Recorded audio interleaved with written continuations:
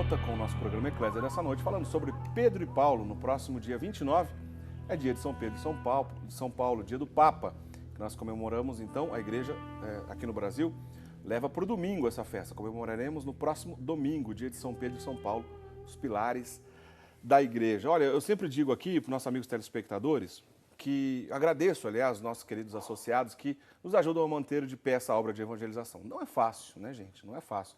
Não é barato manter uma TV no ar, né? Você pode imaginar que são gastos grandes, né? Equipamentos, aluguel de satélite, todas as pessoas que trabalham aqui conosco. Agora, por exemplo, para manter esse programa no ar, não saberia dizer nem de cabeça aqui quantas pessoas estão envolvidas. 20 ou 30 pessoas, talvez, estão envolvidas aqui na transmissão do nosso programa. Assim acontece com todos os nossos programas, entre aqui os nossos funcionários, os câmeras, nossos colegas aqui que nos ajudam a levar até você as imagens, o pessoal que trabalha no switcher, no controle master, enfim, muita gente que trabalha na TV para poder levar ao ar todos os nossos programas. Então você imagina que é uma estrutura muito grande. Nós temos os nossos amigos associados que nos colaboram mensalmente. Aliás, você está convidado, se você não é sócio, sempre nos telefones que a gente divulga aqui, inclusive está aí no seu vídeo, você pode ligar e tirar as dúvidas com os nossos atendentes. Como é que eu faço para ser sócio? Quero ajudar a manter o programa Eclésia no ar e todos os outros programas da Rede Século XXI. Você pode se associar aqui conosco, colaborar de maneira espontânea, do jeito que lhe cabe, de acordo com a sua necessidade. Mesmo que você fale assim, olha, mas eu posso fazer uma ajuda tão pequena. Olha, com um pouquinho de muitos, sempre é a única maneira que a gente consegue para manter essa TV no ar, né? Você pode fazer sua doação através do débito automático, enfim. Você que já é sócio, fica aqui o nosso agradecimento. Se você ainda não é sócio e puder, a gente pede mesmo, estende a sua mão, porque a nossa necessidade é real. Além disso, ao adquirir os nossos produtos, como a gente está anunciando agora, por exemplo, aliás, esse lançamento que o Padre Eduardo escreveu aqui para a gente, esse livro, A Palavra de Deus no Seu Dia a Dia, é dessas maneiras de colaborar conosco. Você pode entrar no shoppingcatólico.com.br, que é o nosso site, ou através desses telefones, que são os mesmos que a gente divulga aí por contato com o nosso central de atendimento, que pode ser de maneira gratuita no telefone fixo ou não, como eu estou dizendo sempre. Você pode, nesse telefone, além de ficar sócio, adquirir um dos nossos produtos. Está inclusive o nosso site Shopping Católico, diversos produtos de evangelização. Esse é um deles, a nossa sugestão. Se você quiser presentear alguém que gosta, por exemplo, da obra do Padre Eduardo. O Padre Eduardo tem uma obra, uma história belíssima, trouxe para o Brasil o movimento da renovação carismática católica tantos anos atrás, aqui para o nosso Brasil, a renovação que completa 50 anos, a renovação carismática católica esse ano completa 50 anos de sua fundação, e o Padre Eduardo lá atrás trouxe aqui para o Brasil, também com o Padre Haroldo Ram, enfim, disponibilizando essa obra aí, desse livro bem interessante. Você pode presentear alguém, você pode comprar também para o seu conhecimento, ajudar aí na sua espiritualidade no dia a dia. É um presente interessante, vale a pena, e como eu disse, você colabora diretamente conosco aqui na obra de evangelização, tá bom? Mas independente disso, liga pra gente, deixa o seu nome, que no final do programa sortearemos um exemplar desse. Mas é só um, tá, gente? As outras pessoas, infelizmente, não tem como, né? A gente vai disponibilizar um aqui pra gente divulgar esse livro, e as outras pessoas estão convidadas, então, a adquirir conosco esse livro para nos ajudar diretamente aqui no nosso trabalho. Quero agradecer também, aproveitando aqui, nossas telespectadoras assim, assíduas aqui do programa Eclésia, as irmãs concepcionistas franciscanas, lá de Piratininga, especialmente na pessoa da Madre Inês. O senhor dá assistência lá, né, Padre Guido, para as irmãs? Exato, constantemente, sim. Então, no mês de junho eu fiz aniversário e disse aqui no programa, e elas muito carinhosas mandaram para mim uma caixa, olha só, gente, uma caixa de pão de mel. Mas estava bom, hein?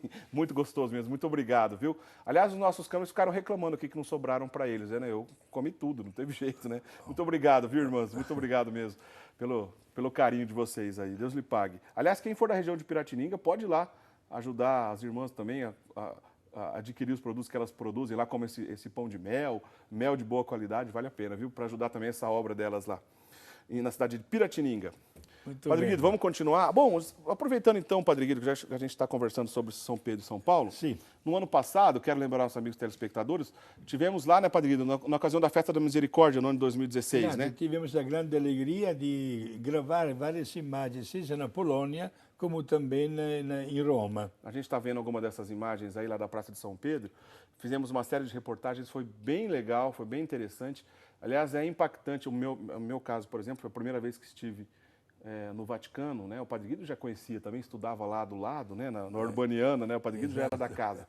Mas eu tive o primeiro contato, foi nessa ocasião. Nunca tinha visitado o Vaticano. Olha, é emocionante, é bem legal mesmo. E para a gente lembrar alguns outros detalhes interessantes aqui sobre a vida de São Pedro, e umas curiosidades específicas, vamos lembrar um trechinho dessa matéria que fizemos então no ano passado. Vamos assistir. Roda aí para a gente, diretor.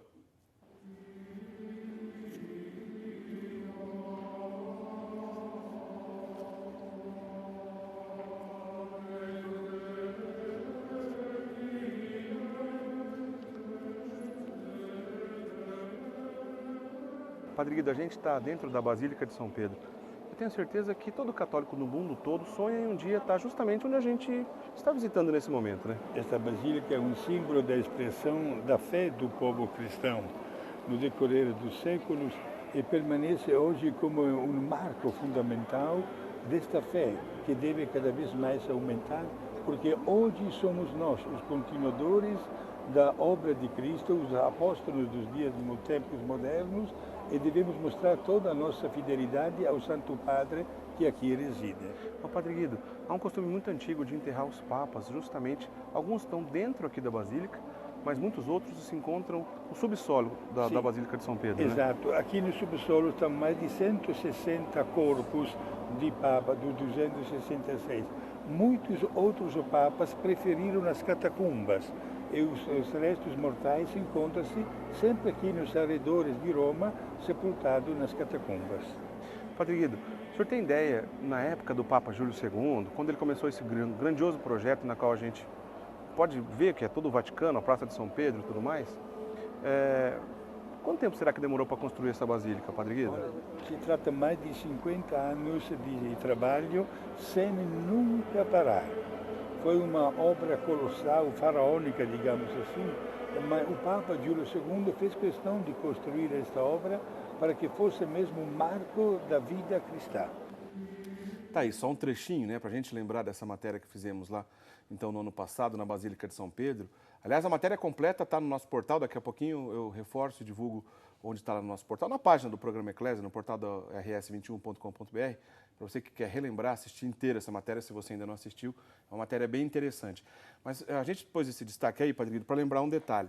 Bom, à medida que São Pedro morreu, né, ele foi enterrado nas chamadas Colinas do Vaticano, um destaque de um túmulo onde todos os outros estavam voltados para ele no centro. Sim. E ergueu-se ali uma basílica, ainda nos tempos de Constantino, que só foi depois demolida e construída uma nova agora, já faz 500 anos, né? Com o Papa Júlio II, que é a atual Basílica de São Pedro, que está lá até hoje. Sim. Está confirmado, Padre Guido? Dá para ter certeza que abaixo do altar da Basílica de São Pedro, realmente é ali que estava o túmulo de São Pedro? Sim.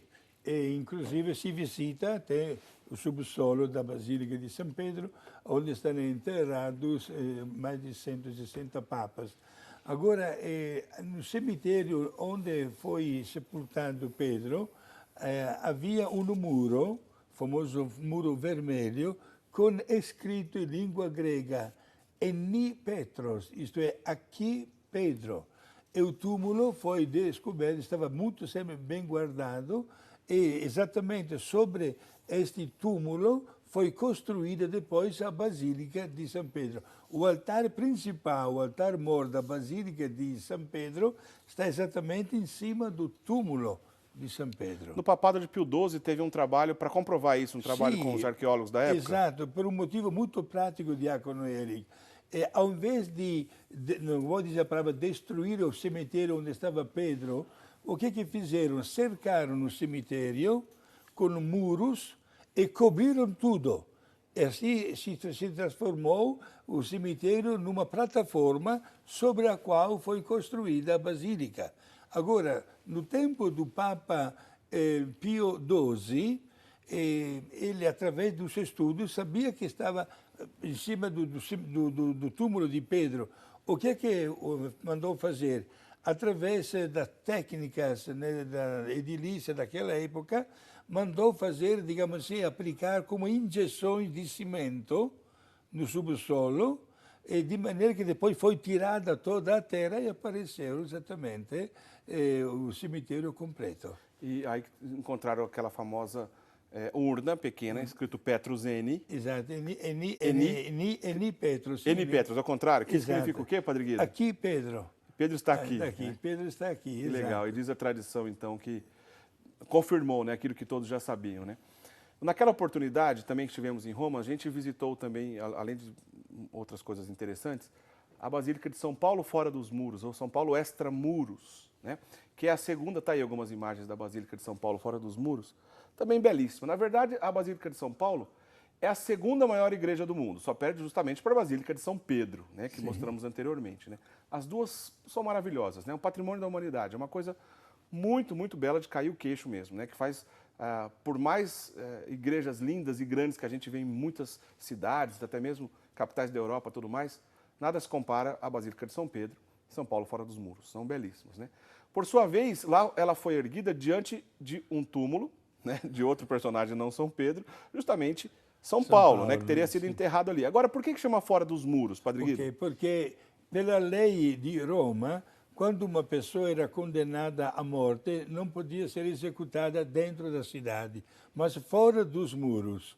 A mesma coisa aconteceu também com Jesus, certo? Claro, depois a cidade aumentou e foi necessário construir outros muros, né? Até hoje a Basílica de São Paulo é chamada fora dos muros, lembrando um dos tantos muros que cercavam a cidade de Roma.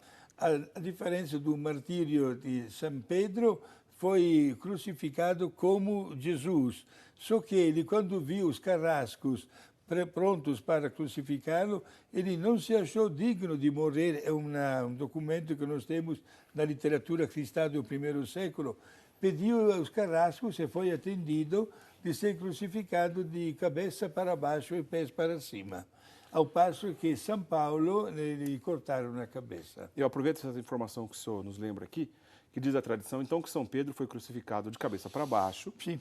E é por isso que, em algumas ocasiões na história da igreja, algumas cadeiras dos papas traziam essa imagem do crucificado de cabeça para baixo, né? Por exemplo, no papado de João Paulo II, a gente via sempre uma cadeira com uma cruz de cabeça para baixo, porque essa cruz remetia, gente, a São Pedro, sendo o papa sucessor de Pedro, né? E nos últimos tempos, uma coisa da era moderna, algumas seitas, tradições, né, esotéricas, até satânicas, usam a imagem da cruz de cabeça para baixo como se fosse um símbolo do satanismo, como se fosse uma zombaria da cruz, né? E há quem diga, especialmente entre setores mais radicais, entre seitas protestantes, de que existe um símbolo satânico na cadeira do Papa. Gente, esse símbolo está explicado. É porque São Pedro morreu de cabeça para baixo e essa cruz de cabeça para baixo remete a São Pedro, já que o Papa é sucessor de Pedro, esse sinal está na cadeira do Papa, esteve em algumas ocasiões na história da Igreja. Só isso, né? Isso acaba com qualquer lenda, com qualquer besteira que venha em relação a isso, né? Não tem jeito. Agora falamos aqui de São Paulo fora dos muros. Tem um trechinho, diretor, para a gente mostrar também da nossa matéria. Vamos lá, mostra para a gente, por favor.